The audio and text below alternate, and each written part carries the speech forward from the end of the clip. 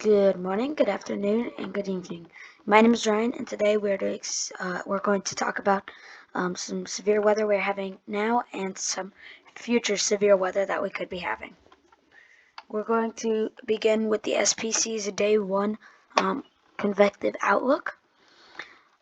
We are going to have a marginal risk for parts of Chicago, Dallas, Detroit, Indianapolis, and Arlington, Texas. We're also going to have multiple slight risks for Texas and parts of the northern United States. Those main cities are going to include Fort Worth, Carlton, Lansing, Flint, and South Bend. We are also going to have a general thunderstorm risk here in northeastern parts of the United States and some here in Colorado and Utah. Today's main threats are going to be hail and wind, although we can't rule out that isolated tornado or two. We're probably not going to be seeing some long track tornadoes today. If we do see tornadoes, I probably will be streaming later so that I can cover this active severe weather that we're having. But now we are going to go ahead and take a look at our Day 2 convective outlook. Right now we have marginal risk for parts of San Antonio, Columbus, Ohio, which is up here, Austin, Texas, Lexington, and Lardo, Texas. This marginal risk part of it is going to span into west parts of Louisiana, and there is this lighter green here that's a general risk for some thunderstorms here and there, which will probably be rain. Now we are going to take a look at our models here. Let's head over there.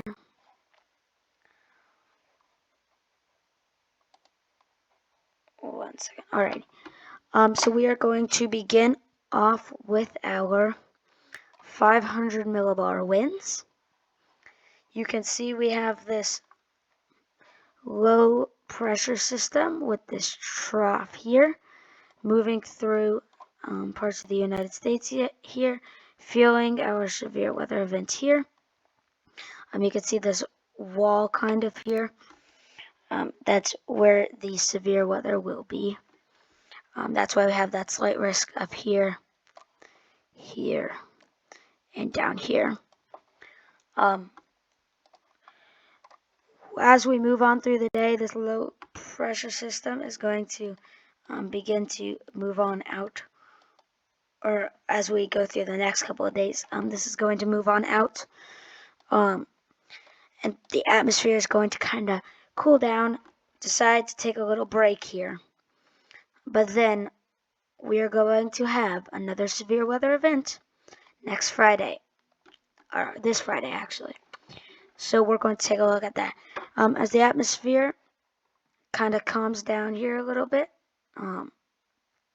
we begin to see that something over here might be coming in. So we move along there. You can see as we go through Thursday into early-ish or late Thursday, early Friday, you can see we have this low pressure system here and this high pressure system here. But this low pressure system is going to be bringing our severe weather over the weekend of the 30th. So as we continue on through Friday, you can see this low pressure system begins to move on in through central United States. This wall here is going to be where that severe weather threat is going to be. And we will, once we get closer, we'll have more and more information.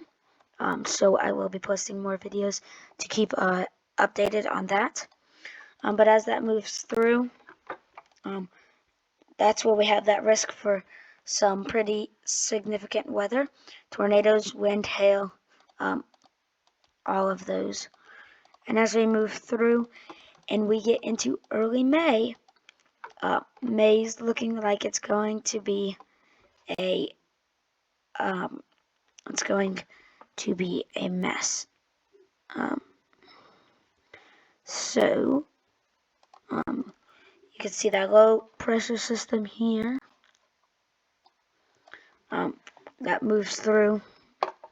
And there's that high pressure system here that begins to move into the United States in late April, early May here. And that will kind of be the beginning of our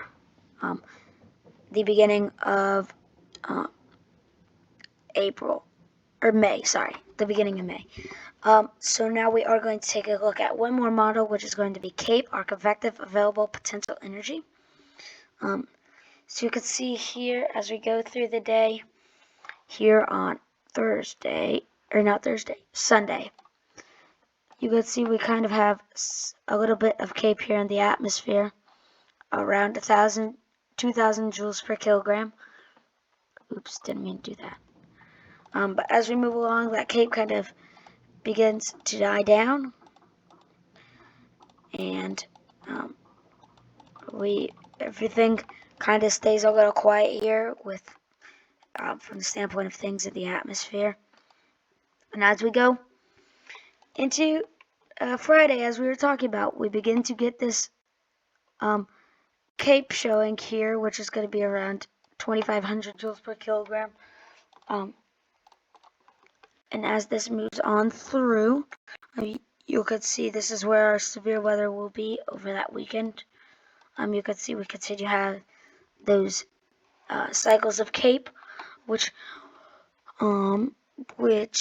Friday into Saturday is probably going to be one of the main days, because you can see we have all this CAPE here. That up here, that's going to be around 3,500 joules per kilogram of CAPE, and as we move through, that dies down a little bit, and then we begin to see some more weather as that low pressure. There might be something up here as that low pressure system moves out, and then things start to die down again. And then again we get into early May, and there is that potential for some severe weather here in early May.